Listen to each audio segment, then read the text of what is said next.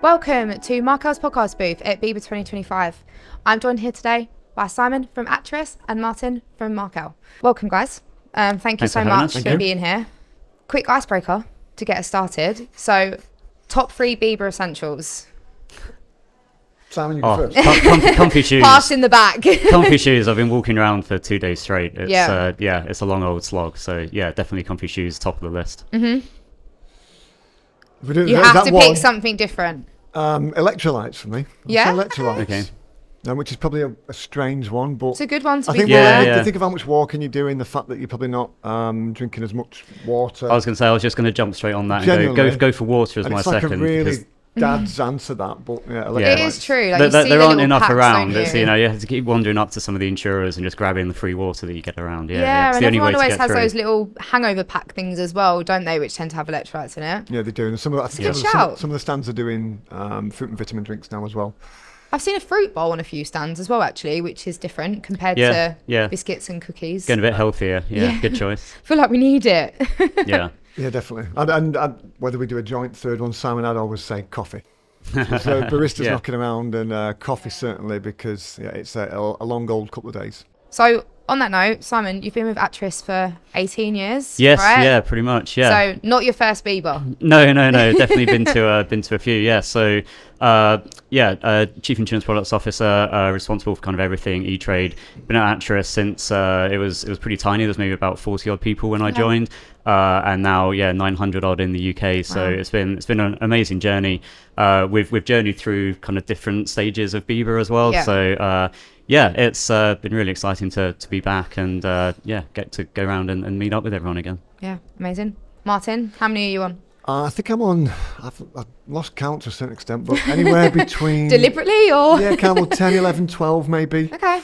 Because I was always, I'm previously Manchester based anyway. Mm-hmm. And at the previous company I was always here too. So yeah, Markel for the last 2 years, this is my third Bieber actually, so I've just done over 2 years at Markel. It's gone quickly, but my third Bieber, this is for Markel, which is, it's different actually when you see, it's a different perspective of attending Bieber for Markel as opposed to where I was previously. Mm-hmm. Similar approach to a certain extent, but it's interesting to see the differences in marketing approach, in sales approach, and then from an underwriting perspective, how we get involved as well. Yeah, this is my 5th year at Bieber with Markel, and if you count the COVID ones, but even then, in just those 5 years, I think this year is so much busier than last year already. Definitely. Even the second day, like everybody can see outside, there's a lot of footfall still, which is normally it's pretty much dead. Trying to get in this morning, we always have a principle, you have to be at the stall by 9 just in case anyone's coming in, but there was a crowd waiting to get through on the Thursday, which it's exciting to see. So on that note, Contractors Combined is about to launch pretty much any day now, and we've got a lot more products to launch coming on Acturis. So Simon, partnering with a specialist insurer like Markel, how is that for Acturis? What does that kind of mean to you guys? It's fantastic. So, obviously we've got a great relationship with a lot of insurers. We've got a lot of products on our panel, but what we're always looking to do is push the boundaries of electronic trading, find new areas that we can bring those electronic trading efficiencies to our broker customers. Mm-hmm. And, the work that we're doing with Markel at the moment, Contractors Combined, it's been massively underserved. We haven't really had a great deal of electronic trading in that area. Charities that we've got coming up as well in the future. These are fantastic ways to help bring those efficiencies to our brokers, and so having the kind of specialty expertise that Markel is bringing to the eTrade market on Acturis is huge for us. Martin, in a reverse card, back to you. Well, do you know what, Simon made a really relevant point there. I think when you're talking specialist products, and certainly Contractors Combined, I think it is a massively underserved element of the eTrade market, and I think partly because it's a complex product. We were talking about this earlier. Multiple sections to cover, complex product, complex underwriting rules if you're building a product for a kind of a standard question set.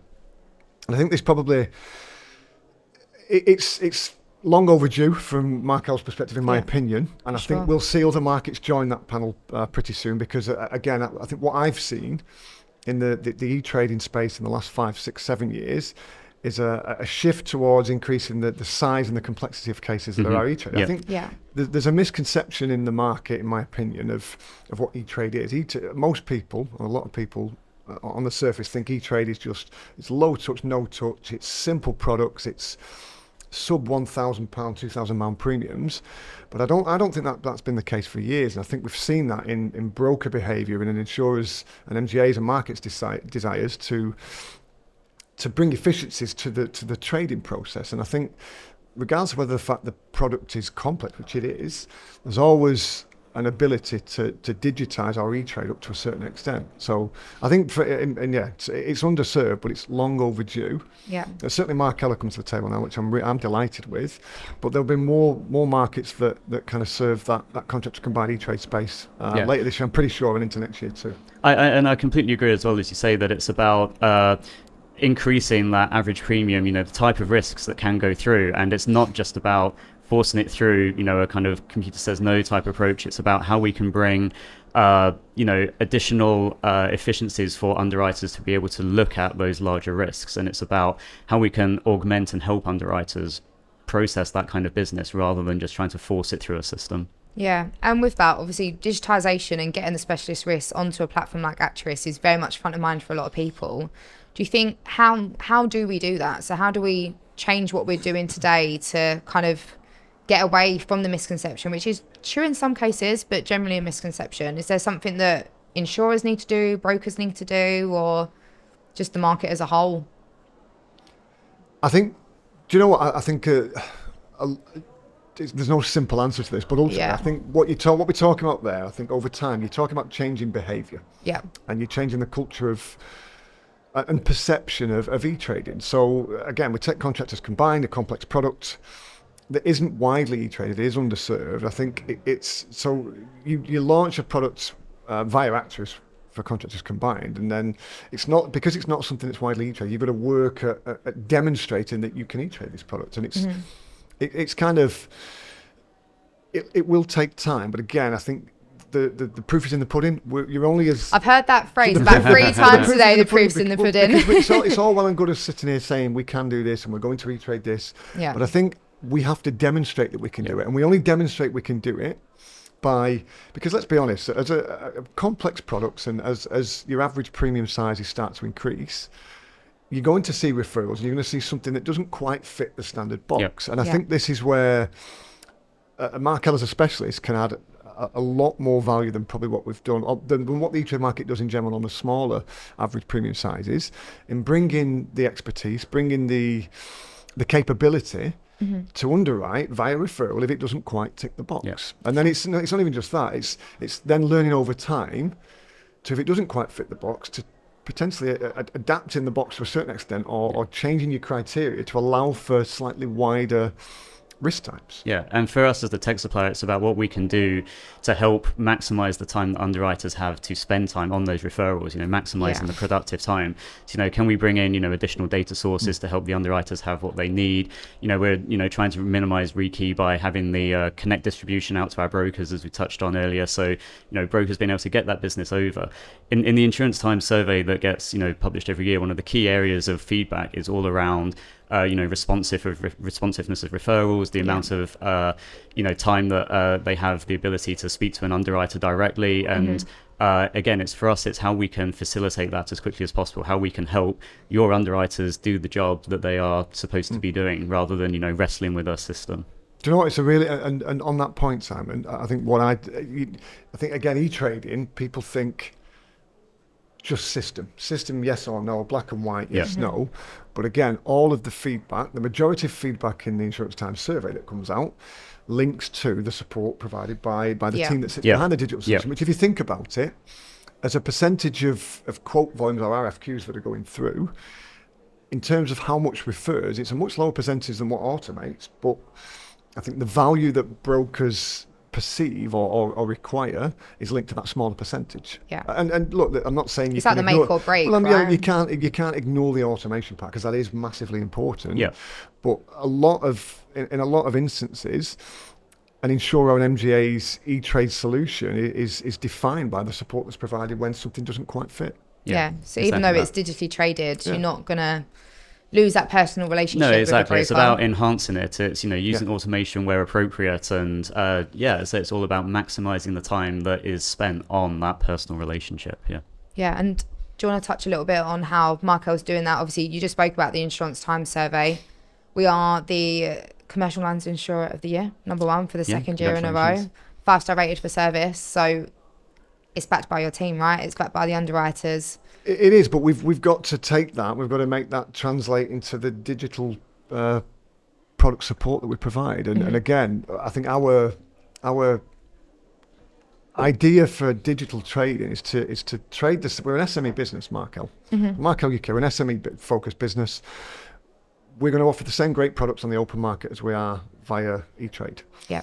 And I think our intention will be to provide the same great services we do on the open market via eTrade, whether that is by referral or whether it's a system generated quote that we can automate from your product specification.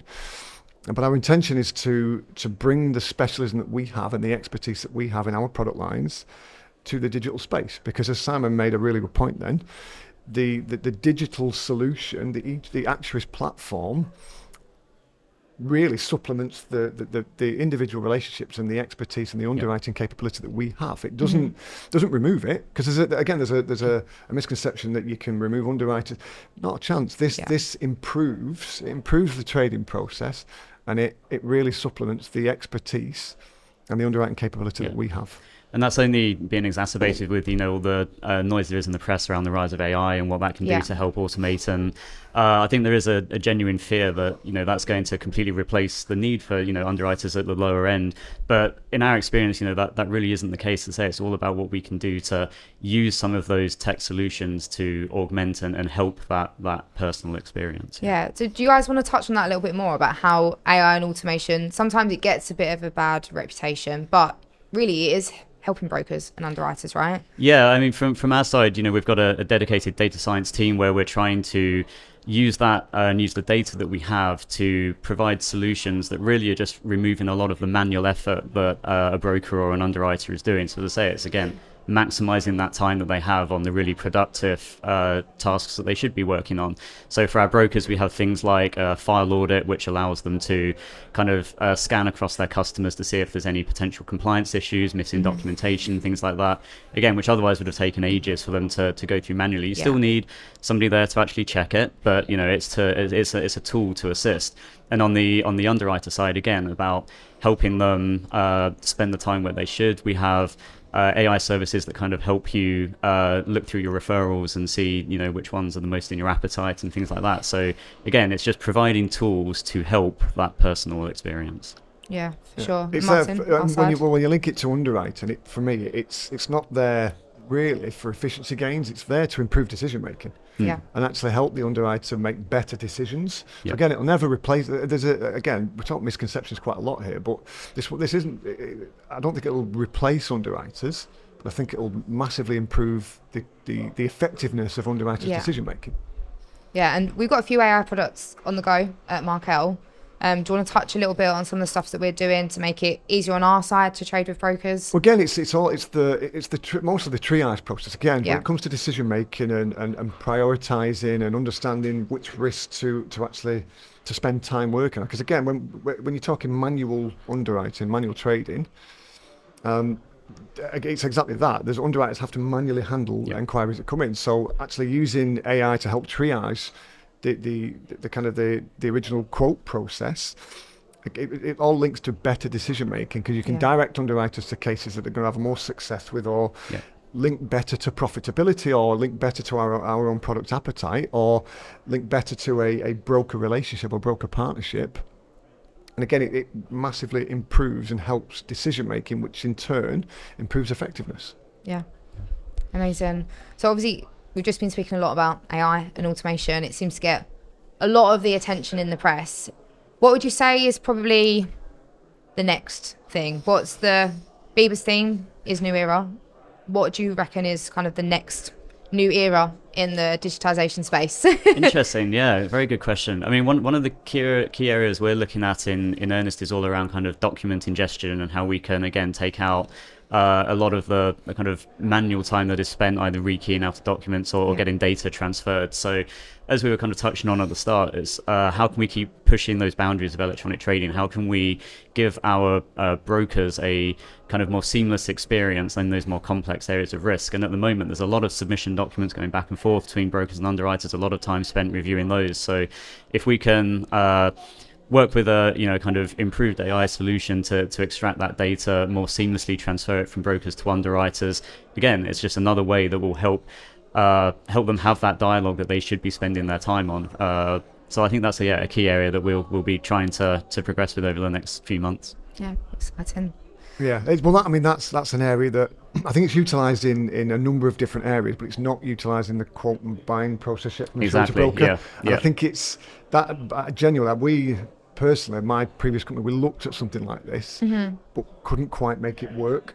Do you reckon that was just because it was a bit too probably a bit too early? New, because what you're talking about is document reading technology, whether it's optical character recognition or just you need something. You need a program that will take unstructured data and structure it for you. And I think at the minute it's can you add or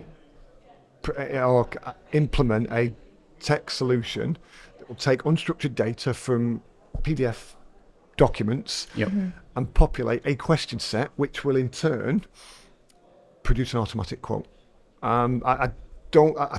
It has to happen. It will happen at some point. That's kind of the end goal. But I think there's much earlier stages where even if we can just be pulling out some of the key information, again, it just minimises the time that's being spent on inefficient processes. So I think there's a lot of steps, as you say, to get to that end result. But that's the challenge we're trying to tackle. Yeah, definitely. And we've got very ambitious growth targets for 2030. We've just come out the back of a 5-year strategy, and the thought of doing it again makes me a little bit nervous.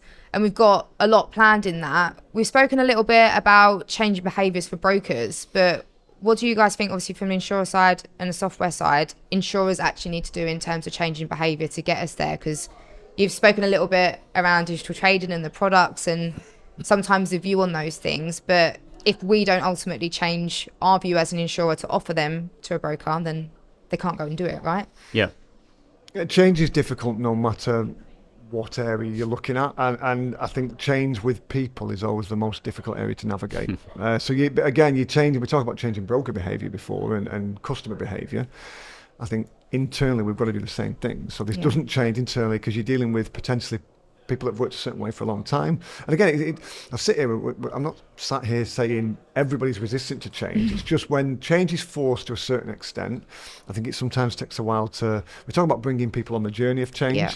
People want to feel involved in the decision-making process. Nobody wants to feel like they're having change forced upon them. And I think there's a balance to strike with, can we affect change in an organisation or department or an area and have people invested in that change, that they're actively working with the wider group to make that change successful. And I think that again the communication side of that and the somehow involving the people that are affected by the decision in the decision making process or the change process and having them play an active role is really, really key to any successful change program.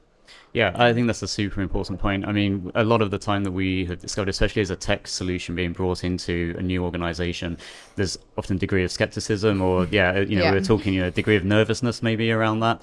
And so often maximizing, the gains that you can get out of a new solution or a new process, it's around challenging how you do things operationally. It isn't actually a tech solution to a lot of these problems. It's about how do you embed that most efficiently within your operational processes. So we often run against this. It's never really something that we feel like we have to change. It's more how are people going to best make use of the tools that are there. Yeah, for sure. So we've spoken a lot about people, spoken a lot about insurers and brokers. Biber's all about partnering with brokers. The whole theme of this podcast is partnerships. So just to end us off on a little bit of a nice note, one word to describe partnerships from both of you. Or what partnerships really mean. I go. You can go extra cheesy if you want. Extra cheesy is great. Yeah, go. I need to hear this now. No, it wasn't cheesy, but the one word that I'm going to say collaboration, but it's It's got to be partnerships. To me, it has to benefit both parties. Yeah. And I was going to say benefit. I think mutually benefit for the good of we're insurers, for the good of the customer. Mm-hmm. Yeah. So it has to benefit both parties. It's a bit more of a three-way collaboration. Yes, but ultimately, whatever we decide to partner on has to benefit the customer. Yeah. Yeah, I think the word I was going to go for was productive. The best partnerships that we have are the ones where, we have partners who have the most ambition, the most kind of like clarity of what they're looking to do, and they're the most productive relationships that we have. And it's great, as you touched on earlier, the ambition that Markel has over the coming years. And we're looking very much forward to working with you to be productive and get those products out the door. Yeah. And I'd say, I talked then and mentioned collaboration, but I've used the word a few times in the questions that we've been talking about, but I'd say effectiveness as well. And linking back to the customer, effectiveness for the customer. And everything we do, it matters little if it doesn't benefit the customer. Yeah. Yeah. Are you seeing that on other products, Sam? What are you seeing? So obviously in some of the micro entity products, you probably won't see that to a certain extent, but how are you, like the other so your commercial combined products, your property owners, things like that, they're more complex. Yeah. Are you seeing a change in the type and the size and the average premiums? Definitely, yeah. So year on year, it's continuing to increase, and we're working with increasingly more insurers, a lot more specialist insurers who are willing to maybe take a bit more of a risk, or maybe push those boundaries that bit more. So more and more business is going through every year, more and more complexity, and also I think it's the availability of data that there is out there to help underwriters make those decisions. So say for referrals that come through, underwriters have the tools available to them to help them process those more complex risks, maybe in a way that they didn't have before or was more inefficient. So yeah, it's exciting times. We only see the rise of electronic trading, or in lots of ways maybe we should call it electronically assisted trading, because you keep referencing to it's all about how we help the underwriters better service their brokers, and at the end of the day, ultimately better service the end customer. And do you reckon those average premiums are going up generally because people are putting more things through it, or obviously there's loads of stuff going on in the outside world, right? If you look at the economy that's a very fair point. But no, I think it's also just genuinely down to complexity of risks going through as both brokers and underwriters get more confident in the tools that they have available and in the solutions that they're using. It's not just reflective of those market trends, although obviously that is having an influence on premiums. Yeah. Martin, do you want to touch a little bit on that in terms of kind of the specialist coverage that we've got through Contractors Combined, and how that kind of differs to the market, the importance of all the different coverages that sit within that? I can do, yeah. So look, I think again, Contractors Combined as a proposition isn't widely traded and it's underserved. So I think our approach is to produce and build a solution with Acturis that brings the best of our current offering. So our current offering is EL and PL led, it's liability led, but in terms of sections of cover, there's CAR, there's property, BI, and I think the major difference, and this will be a first for Acturis as well, is we're adding the PI section, so professional indemnity will be added as a section of cover to the Contractors Combined package product target very soon when we launch, and our PI cover is included when we launch our Contractors Combined product. So as a solution to the broker market, I think trying to keep everything that is relevant for the client and the customer, every relevant cover that they will need in a combined solution together in one combined insurance proposition is what we've tried to do, and hopefully we'll deliver. Well, I know we'll deliver it, but we've got to then deliver on the complexity and the value for brokers and customers. And it's been great for us because using obviously the expertise that you have, we've been able to work with Markel to update the data capture that we have on the Acturis system for contractors business, and that again is all about helping make it easier for brokers to transact that business, more relevant for them, and hopefully ultimately deliver a better product to them. Yeah, you touched on value for customers, so obviously you spoke about kind of this tripartite relationship between the broker, the insurer, and the customer. Contractors Combined isn't just an insurance product. At Markel, we always try and go beyond insurance. Do you want to touch a little bit on value add? Yeah, we've got some. Yeah, so and again, I mentioned before that the product that we'll launch with Acturis on the Contractors Combined package product it's the same as what we offer on the open market. And our standard Contractors combined proposition comes with some fantastic policyholder benefits. So as standard, I think, Jess, you'll probably be able to reel them off better than I can. But there's mental health. I'm on the wrong side of the mic here. Yeah, so. well, there's a mental health support service, which is a massive, when speaking to brokers and customers, it seems to be the one that people pick out. Yeah. And I think linked to the construction industry, there's I think one of the highest rate of mental health issues and suicide issues, things like that. It's really serious issues associated with the construction sector. And what we thought was really valuable is to add this policyholder benefit as standard. So it's 24/7 access to a mental health support service and qualified experts to our policyholders. And again, that's on the digital products. On the digital products, sorry, it's on the open market products. And that's in addition to the legal helpline, it's the tax support, it's the business hub that we provide as standard. So there's some fantastic policyholder benefits that will be available as standard via the Contractors Combined package product that we're going to launch very soon. Yeah. Amazing, yeah. Yeah, well, I'm very excited for Contractors Combined to launch and can't wait to get all the good marketing stuff out. So, and like we were speaking about earlier, we've got lots to come on eTrade. So this definitely won't be the last time that we catch up. But thank you both so much for your time. And that's a wrap on this episode. Thank you very much. Thank you. Thank you.